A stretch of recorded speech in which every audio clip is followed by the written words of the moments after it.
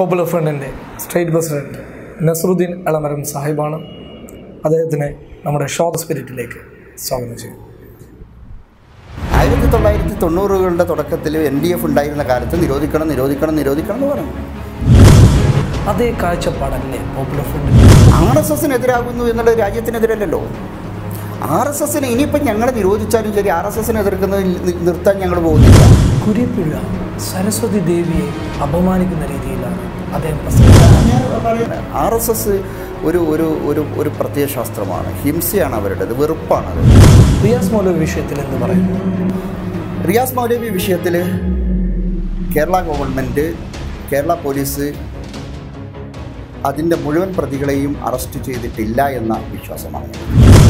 മാണിക്യമലരായ പൂവി എന്ന് പറയുന്ന വളരെ വ്യത്യസ്തമായിട്ടുള്ളൊരു തീരുമാനവുമായിട്ട് പോപ്പുലർ ഫ്രണ്ട് വരുന്നു.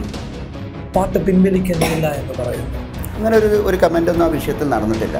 പാട്ടിൻ്റെ വഴിക്ക് പോട്ടെ, മറ്റുള്ളത് popular front state president Nasaruddin Elamaram public കേരളയോട് മനസ്സ് തുറക്കുന്നു. കാണുക ഫെബ്രുവരി 19 കൃത്യം 10 മണിക്ക്.